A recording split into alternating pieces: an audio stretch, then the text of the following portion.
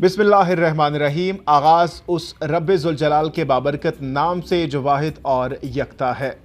नाज़रीन, जस्टिस काजी फायज़ ईसा केस में एक और अहम पेशरफ्त सामने आई है। जस्टिस काजी फायज़ ईसा की अहलिया साहिना ईसा की जानिब से इस्लामाबाद के एक मकामी पुलिस स्टेशन में एक FIR के लिए दरख्वास्त दी गई है। इस दरख्वास्त का मकसद क्या हो सकता है? क्या इस दरख्वास्त से जस्टिस काजी फायज़ ईसा केस पर कोई असर पड़ेगा? और क्या फ़ौज को ISI को ब्लेम करना, उनको इस तमाम तर सूरत हाल में शामिल करना कि भाई बैक कर रहा है ISI, बैक पे इस्टेब्लिशमेंट मौजूद है, किस हद तक नुकसानदेह साबित हो सकता है मुल्क के लिए? और इसके साथ साथ इस केस में किस हद तक मज़ीद मुश्किलात का सामना करना पड़ सकता है जस्टिस काजी फायज़ ईसा, उनके बच्चों और उनकी अहलिया को? इस पर हम बात करने वाले हैं। नाज़रीन, सबसे पहले तो इस दरख्वास्त पर अगर नज़र डाली जाए तो इस दरख्वास्त में साफ साफ जस्टिस काजी फायज़ ईसा की अहलिया साहिना ईसा की जानिब से कहा गया है कि उनके हस्बैंड को बहुत ज़्यादा थ्रेट्स मौसूल हो रही हैं, उनके हस्बैंड की जान को ख़तरा है। और इसके साथ साथ अगर इस वीडियो को देखा जाए जिस शख्स की जानिब से ये थ्रेट किया गया है, ये बयान दिया गया है, तो उसने ना सिर्फ जस्टिस काजी फायज़ ईसा बल्कि कुछ सियासतदानों जिनमें साबिक सदर आसिफ अली जरदारी और साबिक वज़ीर आज़म मोहम्मद नवाज़ शरीफ साहब का भी नाम लिया गया है। और उन्होंने बाकायदा तौर पर कहा है कि वो दोनों इसराइल के एजेंट हैं।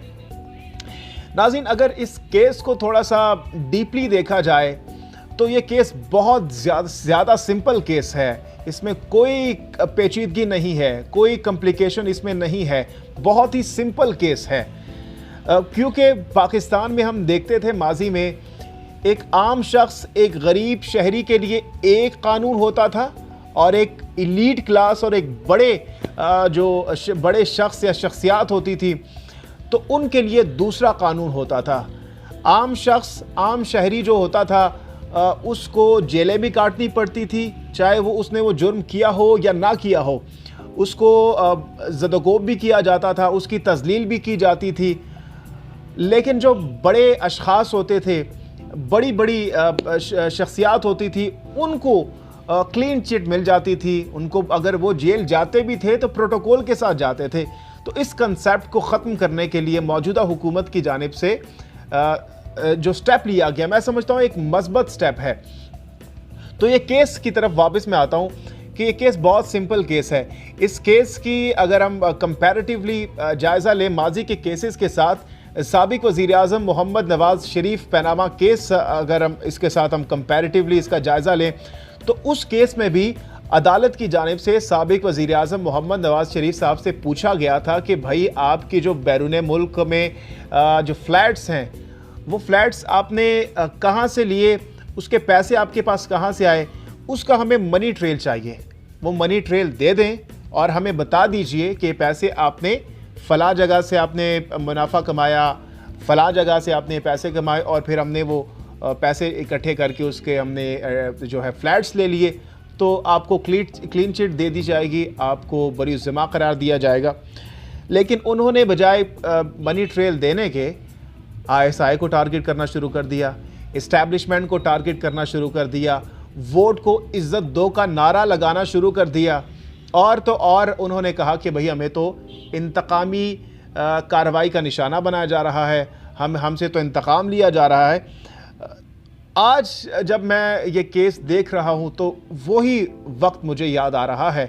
आज जस्टिस काजी फायज़ ईसा साहब से ये पूछा गया है कि आपके लंदन में जो 3 फ्लैट्स हैं, ये फ्लैट्स जो आपके बच्चों के और आपकी बीवी के नाम पर हैं, ये आपके पास कहाँ से आए हैं?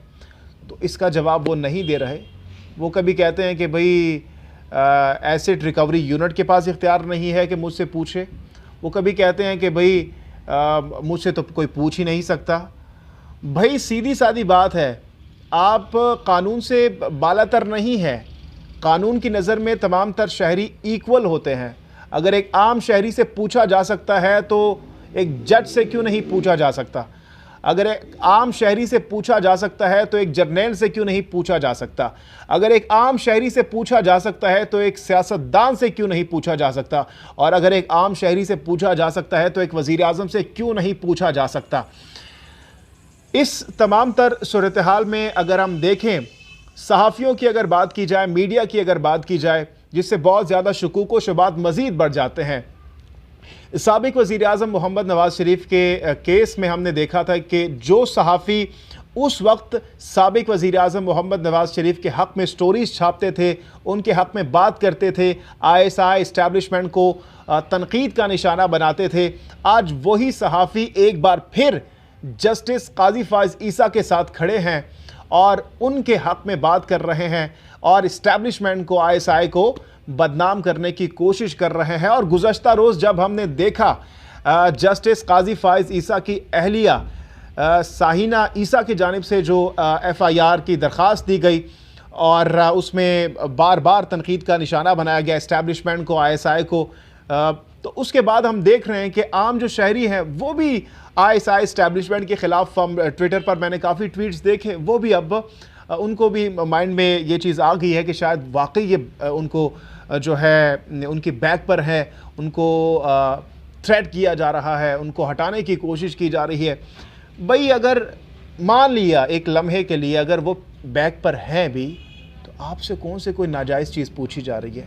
आपके पास जो चीज़ें हैं, यार मैं हूँ मिसाल के तौर पर, मेरे पास 3 घर हैं, 3 फ्लैट्स हैं, या मेरे पास गाड़ियाँ हैं, और अगर रियासत हुकूमत मुझसे पूछती है कि भाई ये कहाँ से आए, तो भाई मुझे तो जवाब देना पड़ेगा।